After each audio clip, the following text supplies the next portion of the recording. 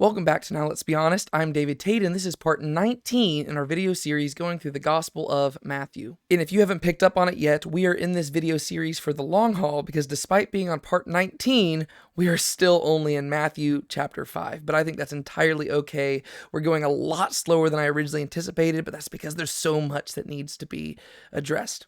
And specifically, what we're going to be talking about today is Jesus' commandments regarding murder and adultery that you find in Matthew chapter 5, verses 21 to 32.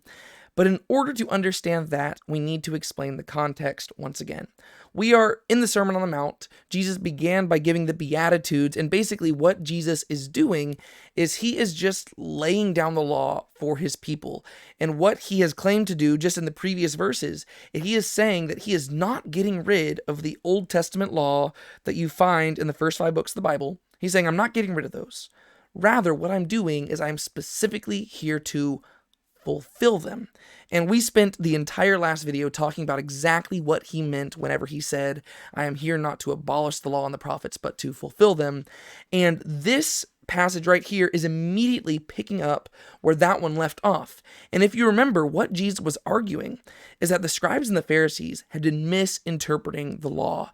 And whenever they built a hedge around the law and they created a righteousness of their own, the righteousness that they created was actually one that was contrary to the law's actual demands. And so what Jesus is going to do now, starting in Matthew chapter 5, verse 21, is he's going to say, all right, let's go back to the law and let's see what the law was actually talking about. And let's see what the law was actually addressing. And the reason he's going to do this is because he's wanting to produce within his disciples the very thing that he said is necessary in the previous verse if you want to enter the kingdom of heaven. And he says, unless your righteousness surpasses that of the scribes and the Pharisees, you will never enter the kingdom of heaven. That is the primary issue that we have Jesus establishing as the problem at the root of the Sermon on the Mount. There is a righteousness being taught by the Jewish people at this time period that is not sufficient if you want to enter into the kingdom of God. And so Jesus is going to go into this sermon specifically countering that Pharisaical righteousness, and he's going to begin with that right here. And before we even jump into the text, I just want to kind of give you my thesis and my argument for what exactly Jesus is going to be communicating here. What is that righteousness that surpasses the scribes and the Pharisees' righteousness? And we talked about this a little bit in the last video, that ultimately this righteousness is something that man cannot achieve in and of himself. It has to be a righteousness that is received from Jesus. But Jesus isn't going to put all his cards on the table quite yet, right? Obviously, whenever you get to the cross and the resurrection, you're going to be like, wow, I see what Jesus was doing here.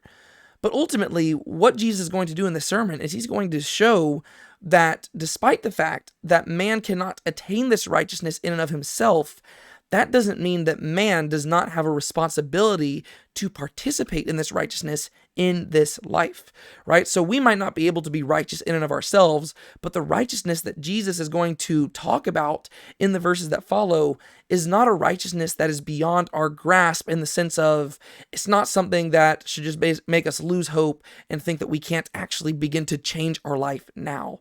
A lot of times people make a misconception about the Sermon on the Mount, and they'll say that Jesus is taking the Old Testament law and saying that really it was only talking about internal realities, and it's not the external stuff that matters. That's not what Jesus is saying.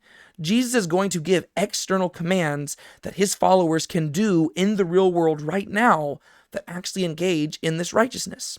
And I think the phrase that we want to carry with us is the phrase redemptive righteousness. That is what Jesus is going to be advocating for in the Sermon on the Mount. It's a righteousness that isn't merely concerned with doing what's good and not doing what's bad, but it's a righteousness that is always actively seeking ways to bring about good even in evil situations. It's redemptive righteousness. It is seeking to redeem even the broken parts of the world. The way that Peter Leithart puts it is this: it's a righteousness that, like God's own righteousness, intervenes in the evil patterns of fallen human life, a righteousness that takes flesh in the midst of all the perverse habits and cycles that shape the way we live and breaks them up from the inside, right? That is the redemptive righteousness that Jesus is arguing for and advocating for in the Sermon on the Mount. It's a righteousness that looks at the brokenness of the world and acknowledges the brokenness of the world and realizes that it's not enough to simply try to do good and try to not do bad. we have to actually find ways to restore Eden in the world around us. That is what Jesus is calling us to do, and he's calling us to do that by following in his footsteps, right? That's why he gave the Beatitudes. He talked about the different types of people he's looking for in his kingdom, people who are willing to be the salt of the earth and the light of the world. That is what we are called to do, and we do that through the redemptive righteousness that he's going to outline in the verses that follow. And so what we see just over the course of what we're going to talk about in this video and in next week's video is that Jesus is going to kind of have a structure to what he's going to do. Basically, what he's going to do is he's going to quote the Old Testament, and then he's going to interpret it for us, right? He's going to say, you have heard that it was said this, but I say to you this. And then he's going to give commandments that explain to his followers examples of how they can actually redeem negative situations. And one thing that I want to point out once again, because people often misinterpret this, is that Jesus is not contradicting the law. Whenever he says, you have heard that it was said this, but I say to you this, he's not saying the law was wrong. That's not what he's saying at all. Rather, he is clarifying a misconception about the law's implications that the people understood at that time period, right? That's an important distinction to make, because Jesus literally said in the preceding verses, I'm not here to abolish the law. And so whatever Jesus is saying, whenever he says, you have heard it said this, but I say to you this, you can't say that he's trying to get rid of the law, because the previous verses get rid of that possible conclusion. Whatever he's saying here has to be consistent with the law, and therefore he is attacking the perspectives of the law being taught by the Pharisees and the scribes at this time period. But what Jesus is doing is this.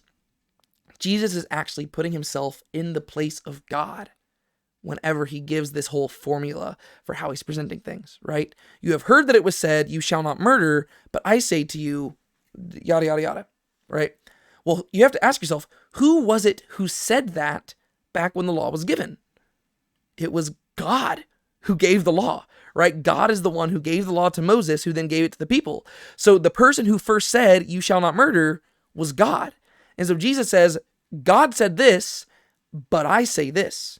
And he's not contradicting what God says, but what he's doing is he's putting himself in the place of God, and he is interpreting the heart of God to the people through interpreting the law correctly. So that's super important for us to understand, because as we're going through this, we have to realize that Jesus is speaking with an authority that is going to baffle the people who are listening to him, right? So he's going to give the law's demand, right, as God gave it, and then he, as the king, as the Messiah, is going to give his command for the people in his kingdom, and then each time he's going to give examples of how you can actually apply this in your everyday life, examples of applying this redemptive righteousness.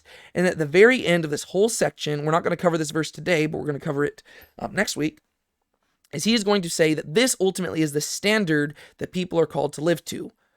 You are to be perfect as your heavenly Father is perfect. This is a reference back to the book of Leviticus, where God says something very similar.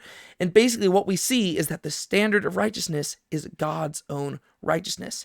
As God lives in the world, so too man is supposed to live in the world, right? God is constantly seeking to redeem creation, and the grand story of Scripture is God's redemption of creation, right? You start with God creating man in a garden and placing him there in Eden, in a place where everything is great, and then man breaks the world, right? Man chooses to embrace sin. And the rest of the story of the Bible is God redeeming creation. And that's going to come to a head in the Gospels with Jesus doing that. And so just as God upholds a redemptive righteousness, so too we are called to uphold a redemptive righteousness. And the first two ways we're going to see this is by Jesus alluding to the 10 commandments, and he's going to talk about the 6th and the 7th commandments regarding thou shalt not murder and thou shalt not commit adultery. So let's hop into it. Matthew chapter 5, verses 21 through 26. You have heard that the ancients were told, you shall not murder, and whoever murders shall be guilty before the court. But I say to you that everyone who is angry with his brother shall be guilty before the court. And whoever says to his brother, Raka, shall be guilty before the Sanhedrin. And whoever says, you fool, shall be guilty enough to go into the fiery hell. Therefore, if you are presenting your offering at the altar, and there remember that your brother has something against you, leave your offering there before the altar and go. First be reconciled to your brother, and then come and present your offering. Make friends quickly with your opponent at law while you are with him on the way, so that your opponent may not hand you over to the judge, and the judge to the officer, and you be thrown into prison. Truly I say to you, you will not come out of there until you have paid up the last quadrants. All right, so here's Jesus' first example of interpreting the law correctly, and he does it by alluding to the sixth commandment where it says, you shall not murder.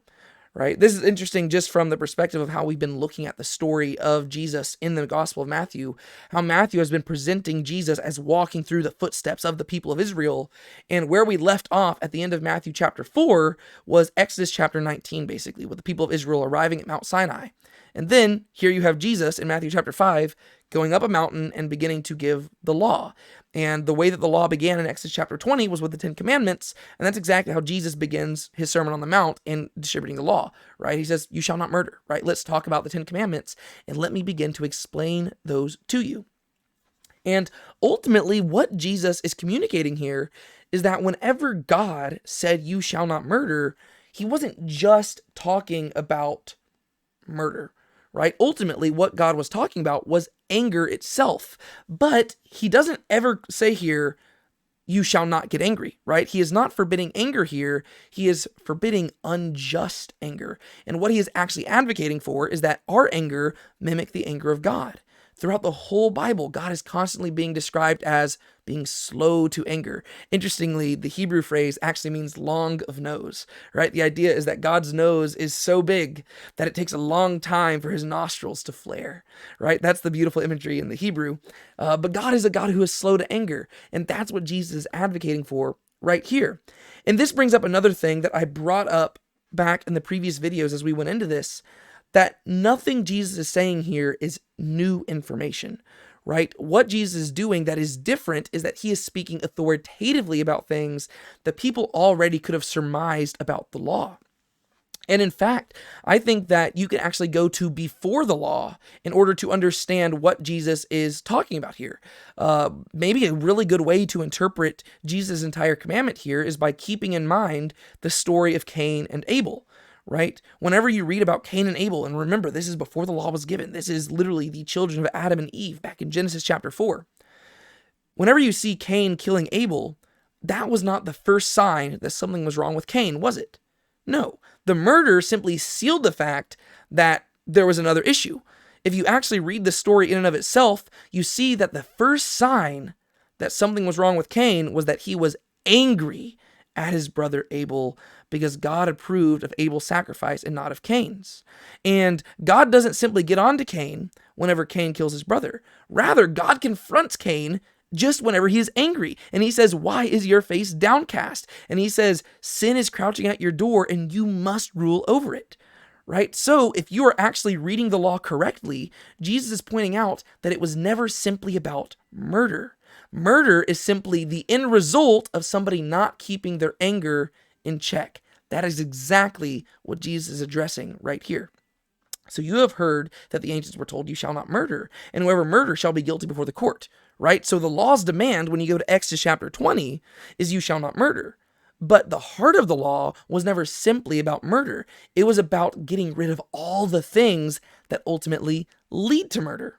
Right? Yes, the person who murders will be guilty before the court, but a person who is angry will be guilty before his brother before it ever gets to court. And he'll be guilty before God before he's even expressed that anger to his brother.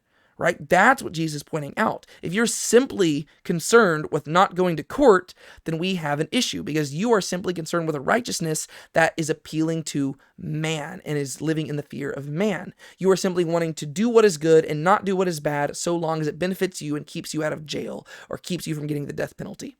Right? Jesus is saying that's not the righteousness we're talking about. If your righteousness is simply focused on appealing to man and pleasing man and living according to the fear of man, then you have failed to understand the righteousness of God. Because the righteousness being taught by the law is a righteousness that is out of the fear of God and that seeks to live rightly before him. And you've got to realize that there are a lot of things that you can do that are not right before God that might not necessarily lead you to court. And so Jesus is pointing out that you have to look deeper. So he says this, but I say to you, that everyone who is angry with his brother shall be guilty before the court. Whoever says to his brother, Raka," basically Raka means empty head or blockhead, right? The word just means empty. So whoever looks at his brother and says, "empty head," shall be guilty before the Sanhedrin. And whoever says, "you fool," shall be guilty enough to go into the fiery hell. What I want you to notice is the inverse parallels that Jesus is talking about here, right? And so you have basically each of these things getting like lower in degree, but the punishment is getting more and more severe. So first, the person is angry with his brother, but then the person is just calling the person like basically stupid. And then the other person just saying, "you fool," right? So basically just looking down upon this person, right? So it starts with anger, which I would say is more severe. And then you've got Raka, which is like, okay, you just think this person's dumb. And then you say, "you fool," which is basically like calling the person a fool. And yes, in different societies, maybe the fool thing might be more severe, but I would say that these are actually going down in degree of severity. But when you actually look at the punishment, Jesus is saying that it's increasing in severity because God sees your heart behind it, right? So the person who is angry at his brother, he'll be guilty before the court because the court will get to see this anger played out. However, as you go deeper into the person's heart and you see that they are calling their person blockhead, well, they might be guilty before the Sanhedrin, right? But the person who says, "you fool," right? That's probably not something that will land you in prison or anything, or land you in the court or before the Sanhedrin, but you will be guilty enough to go into fiery hell.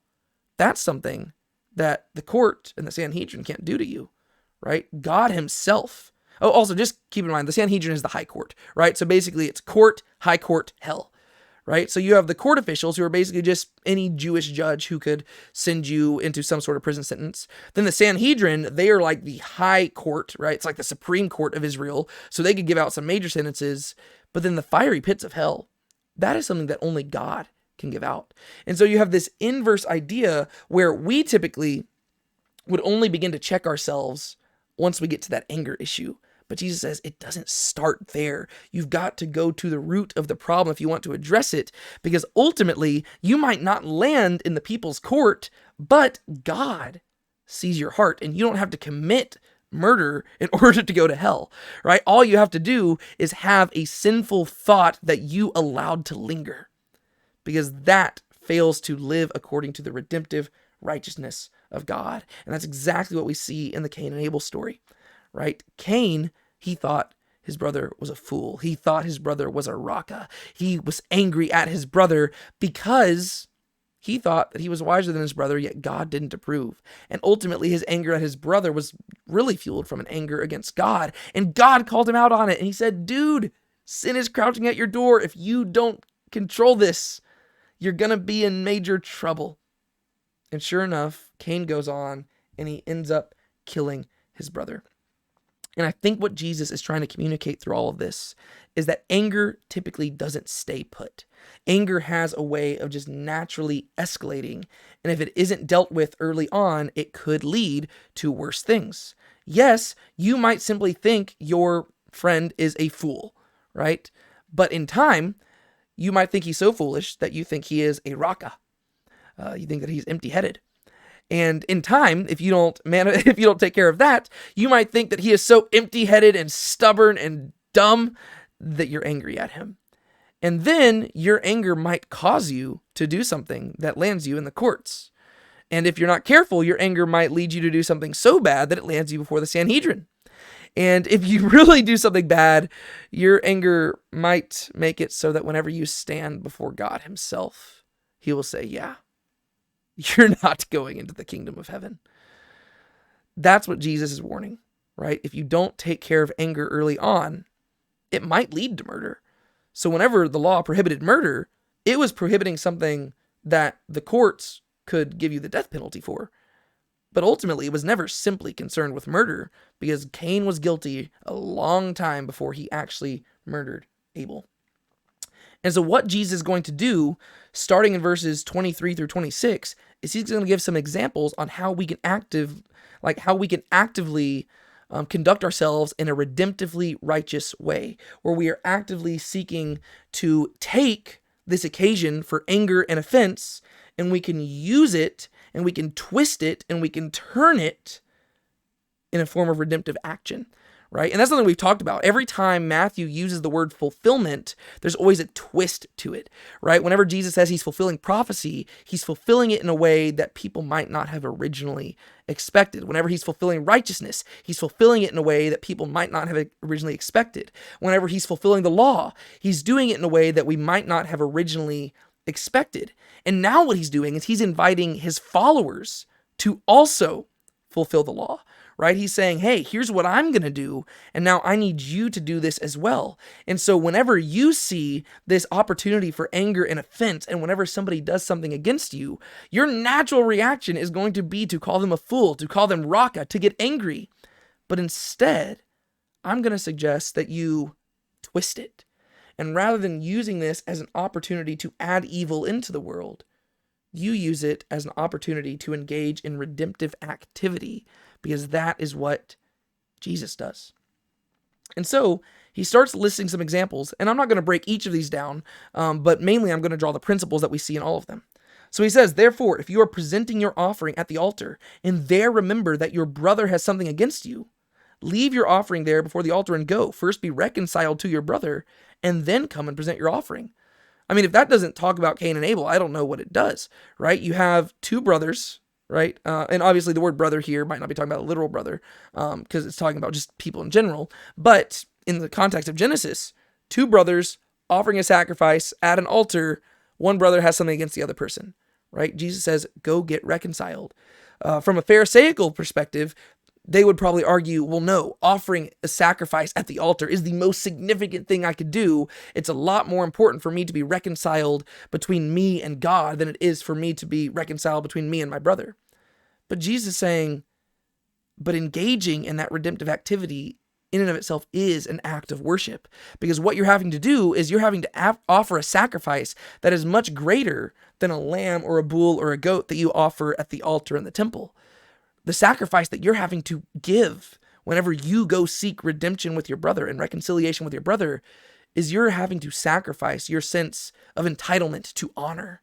And you're having to willingly bear shame and reproach. And rather than holding something against the other person, you're having to willingly step out and be the better person. And you're having to choose to engage in this redemptive activity rather than escalating the conflict. In the same way, make friends quickly with your opponent at law while you are with him on the way, so that your opponent may not hand you over to the judge and the judge to the officer, and you be thrown into prison. Basically, what Jesus is saying is that you want to handle conflict as soon as possible. As the Bible will say, don't let the sun go down in your anger, right? If you're on your way to court with the person, try to fix the situation before you actually arrive at the courthouse, right? See if you can handle it on your way there, so that when you get there, you haven't actually escalated it to the point that the person hands you over to the judge, and then the judge to the officer, and then you're thrown into prison, and the next thing you know, you're not going to come out of there until you've paid up the last quadrants, right? There is a way to handle conflict that leads to more conflict, and that's typically how we like to handle things. This is typically the way that the human heart works. Somebody does something against us, and we like to fight back, and we like to make things more severe, right? That's why the Bible had to say eye for eye, tooth for tooth, which is something that Jesus is going to talk about later on.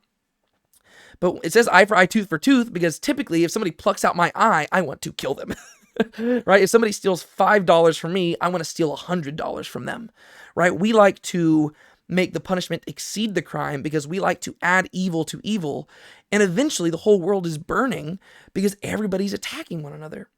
But Jesus is saying that's not how my disciples and that's not how my followers are going to conduct themselves. My followers are going to conduct themselves in the same way I conduct myself, and I'm going to willingly bring shame upon myself rather than holding every evil thing against the other person. Right? And this is what we're going to see personified through Jesus' life. He is going to be despised and rejected by men, a man of sorrows, acquainted with grief. Yet rather than holding that against everybody, he's going to lay down his life for the very people who rejected him. And he's going to take their shame upon him, a person who deserved no shame. Right? He is engaging in redemptive activity, and that's what he's saying his followers should do as well. And so if you're wanting to take principles away from this, how we as Christians are supposed to live in the modern world, I would say that there's probably three that he's approaching here and that he's talking about here. The first thing is that you don't want to escalate conflict, right? People love escalating conflict, but Christians are not meant to be those people, right? Anger naturally escalates if it's not addressed early on, right? We want to address these things early on. You don't want to wait till it gets to murder, right? You want to address it when it's just that initial anger. Whenever you feel anger bubbling up inside of you, you have to ask yourself, why am I angry? And you want to be slow to anger, right? And you want to seek to not escalate the conflict, but actually to minimize the conflict. And if you see somebody in a situation where things are getting tense between you, you want to seek a way to get out of that, right? Rather than escalating it. Whereas naturally, our pride gets in the way and our honor gets in the way. And that's even more so in this original culture that Jesus is talking to, in an honor-shame culture like the people of Israel were living in. Honor gets in the way of that. And if you didn't defend your honor, you were considered a weak person. But Jesus says, who cares if they think you're weak? Don't escalate the conflict. Second thing you can take away from this is that you're supposed to choose reconciliation over vengeance, right? Naturally, our hearts seek vengeance. But Jesus says, don't do that. And if you're going to take vengeance, you yourself bear that vengeance, right? This is actually what he's going to talk about later on when he talks about the eye for eye, tooth for tooth thing. But you can even see elements of that right here, right? It's not just about not murdering, right? You have to murder your own anger, right? And if you see anger arising in yourself because somebody did something against you or you did something against them, rather than feeding that anger, you need to choose to kill that anger and you need to choose to seek reconciliation, right? Don't make it about getting what you deserve and getting what you're due and feeling entitled to honor and entitled to pride. He says, get rid of that, get rid of that idea. Humble yourself and make your primary goal not to be right, not to be correct, not to be viewed as in the right, or not to be viewed with respect or honor. Make it your goal to reconcile with your brother. That should be your primary goal in any situation, not simply being right. Because if your main goal is to prove yourself right, eventually you're going to land in court or you might end up murdering somebody. You don't want to go there. So firstly, don't escalate conflict. Secondly, seek reconciliation over vengeance. And then thirdly, choose shame over respect. This is key to the redemptive model of righteousness. We love being respected.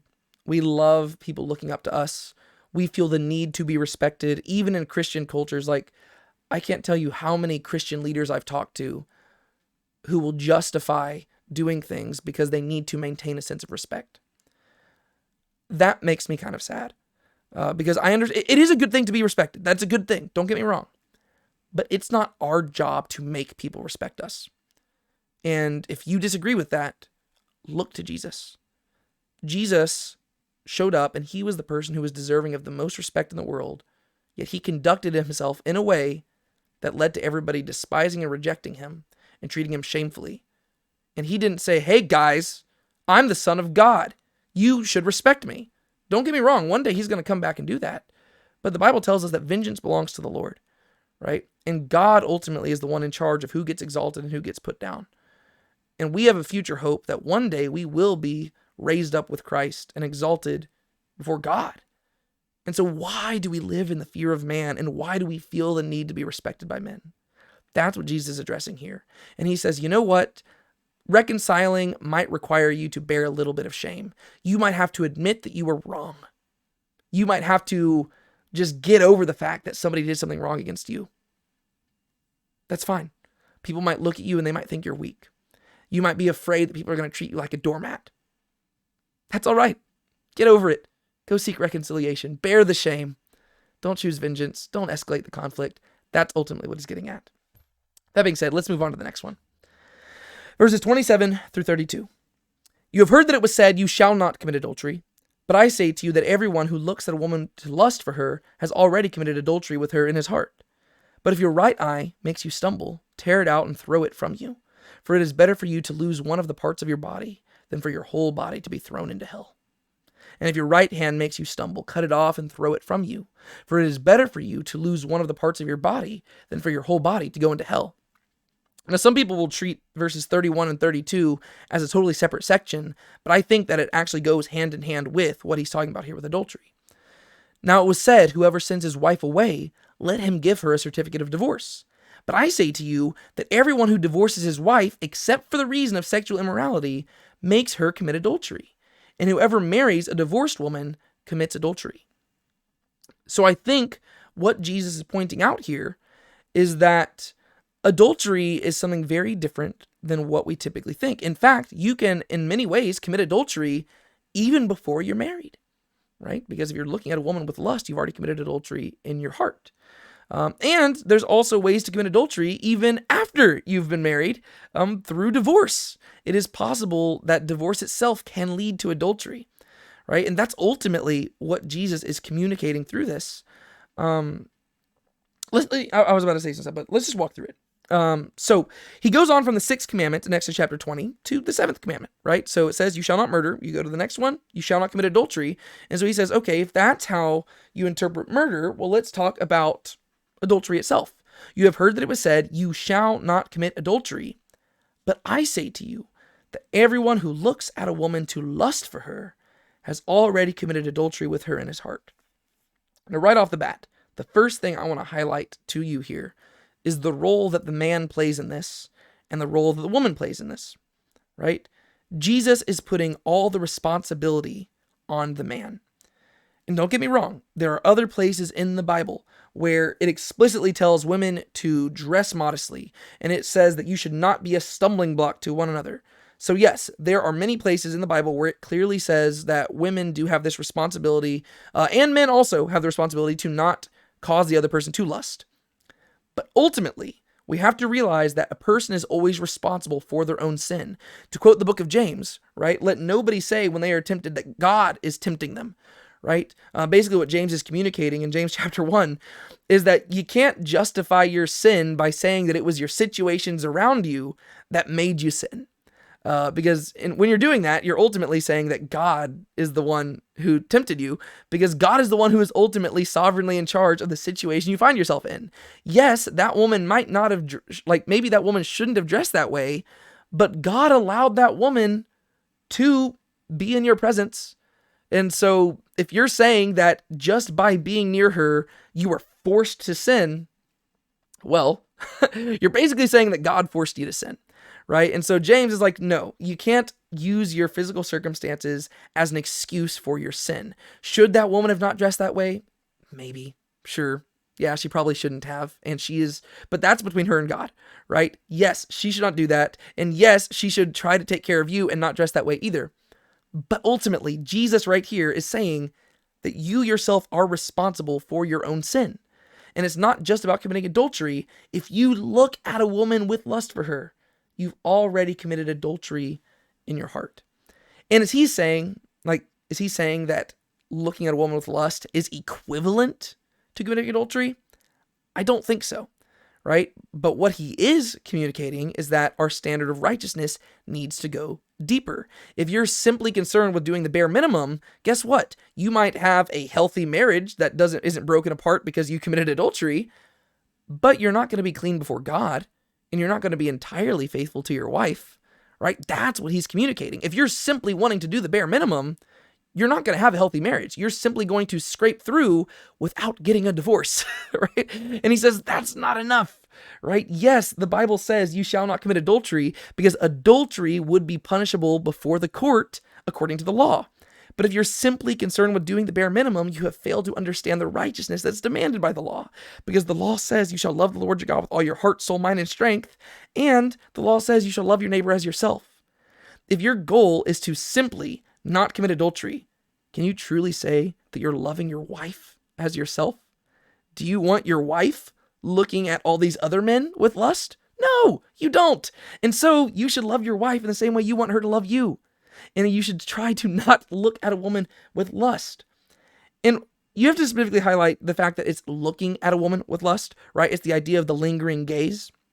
Because you have to realize sexual attraction is inevitable, right? It's not like once you get married, you're all of a sudden free from any sexual attraction to other people. And it's not like that sexual attraction only begins whenever you encounter your spouse for the very first time. Sexual attraction is an inevitable reality. Jesus is not saying that sexual attraction in and of itself is sinful. It's what you do with that sexual attraction. To go to Song of Solomon, right? Don't arouse or awaken love before it pleases.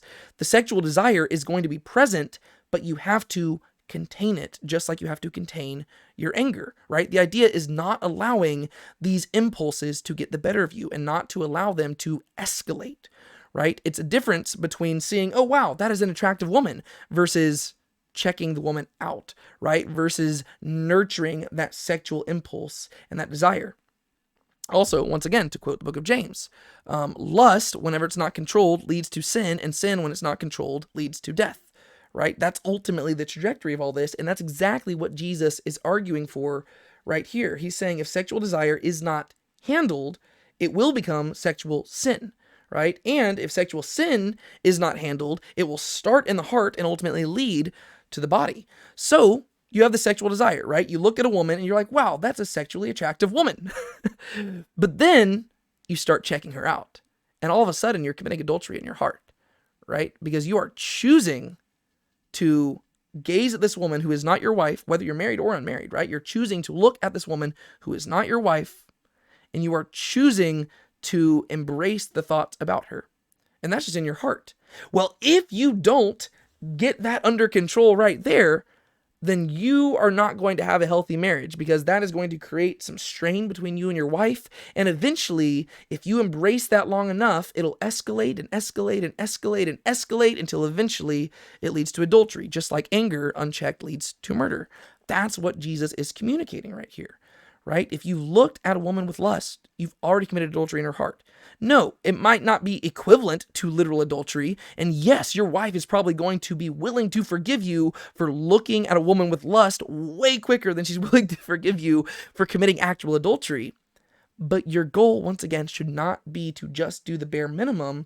Your goal should be to nip the thing at the bud, right? It's to go to the root of it and address the root so that the whole plant can be healthy. And so he gives you a remedy for this. If your right eye makes you stumble, tear it out and throw it from you.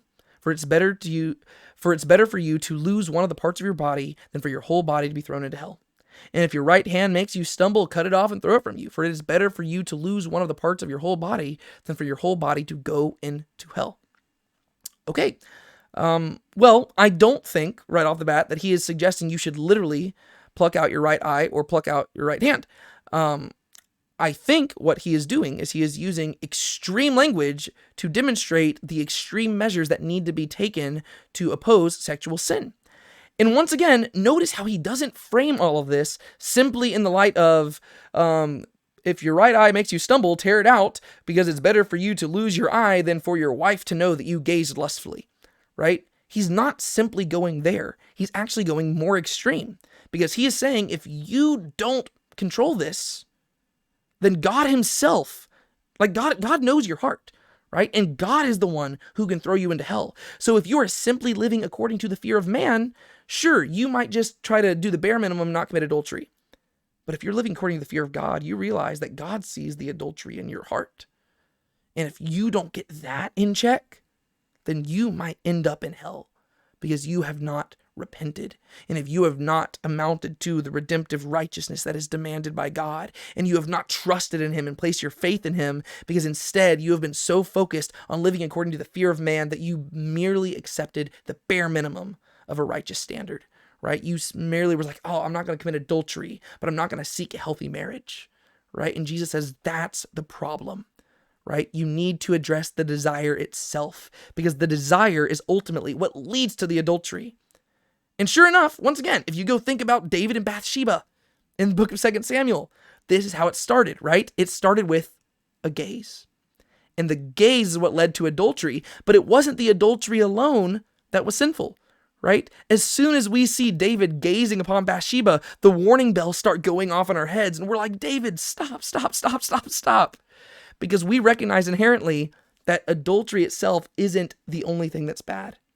It's the lustful gaze. And so Jesus says, do whatever you can and do whatever it takes to get rid of that desire. Because if you don't get rid of that desire, and if you embrace it, and if you nurture it, eventually it will lead you into greater sin. And probably the greatest way that we can see this in our current culture is pornography, right? Something that did not exist to even the, it couldn't have existed to such an extreme degree back then, right? I'm not saying that things weren't pornographic back in that culture, but in our culture nowadays, we've just made pornography our entire lifestyle, right? You look at billboards all around you. You go on the internet, and a 5-year-old can go Google something and end up finding themselves on a pornographic website because this is the culture we live in. And so we are more prey to this than any other culture before us. And so I think we need to take this very seriously. But then Jesus moves on into verses 31 and 32, and he addresses a similar issue. Now it was said, whoever sends his wife away, let him give her a certificate of divorce. He's quoting Deuteronomy chapter 24, where Moses allowed for divorce. But I say to you that everyone who divorces his wife, except for the reason of sexual immorality, makes her commit adultery. And whoever marries a divorced woman commits adultery. Now, there's some things that we need to clarify here. Later on in the Gospel of Matthew, Jesus is going to talk about the issue of marriage and divorce again. I believe it's in Matthew chapter 19 or something like that.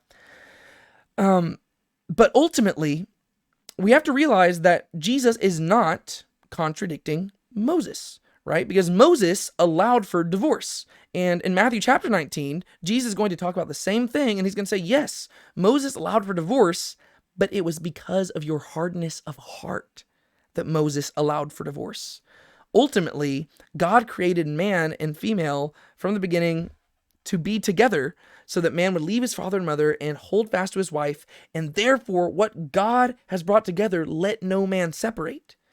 And so Jesus does make allowance for divorce, just like Moses did, but both Moses and Jesus allowed for divorce while recognizing that divorce is never God's design, right? So if anybody looks at a situation where they find themselves in a marriage and they think that divorce is what God wants for them, I've got to tell you, it's not true, right? Divorce is not God's design. He does allow it. And there are certain cases where he will allow you to do it if that's really what you want. And it might not be sinful for you to do it, but it's never God's design for divorce to occur.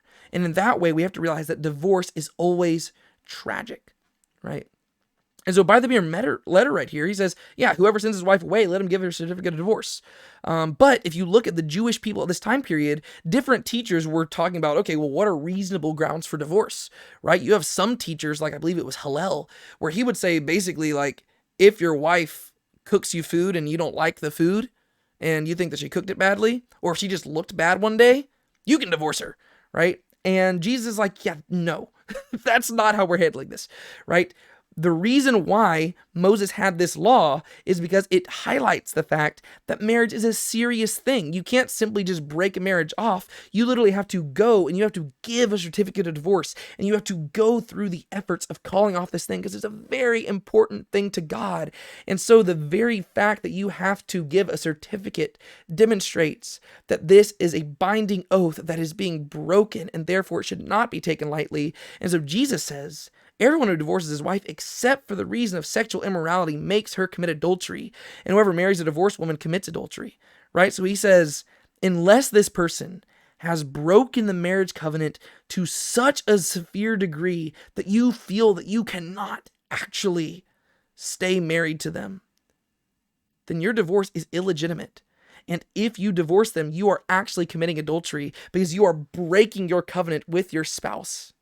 Even though you're calling it a divorce, God does not honor that divorce because God made this covenant. And if you are breaking it for reasons that he does not approve of, then you're actually sinning against both your spouse and God. And so Jesus, once again, is addressing the heart of it, right? A lot of the times, people in a tough marriage, they will look for an escape hatch and they'll try to find a way out. And Jesus says that misses the entire point of marriage.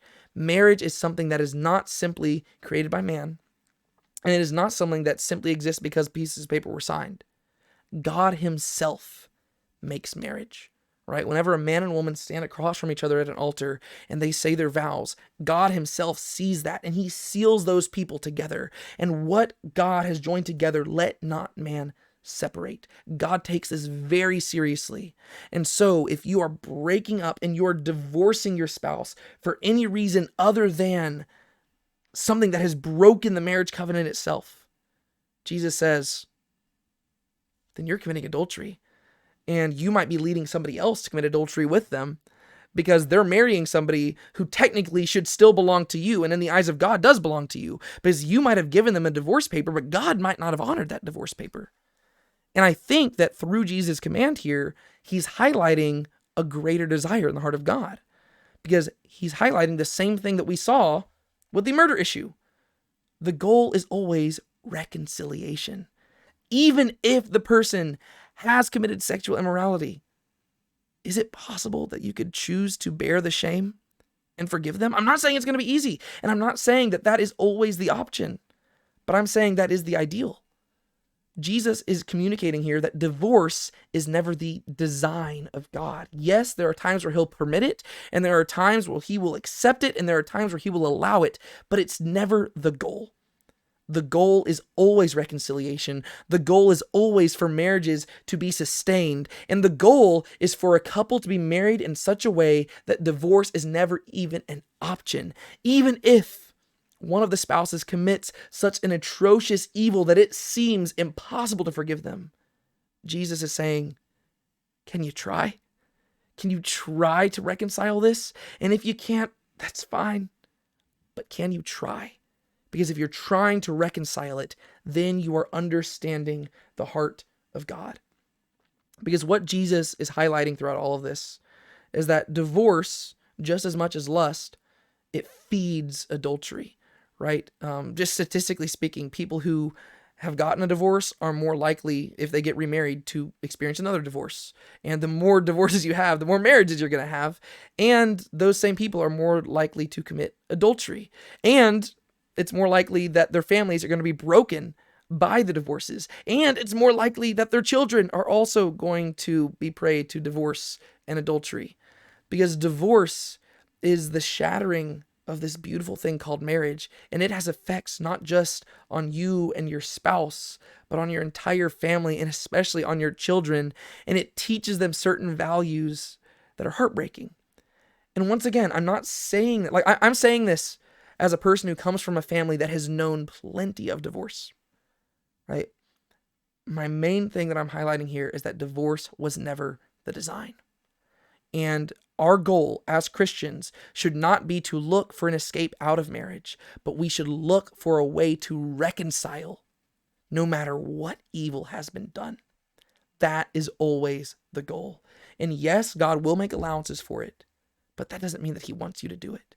It means that he understands if you have to go through with it because you feel like that's the best thing to do.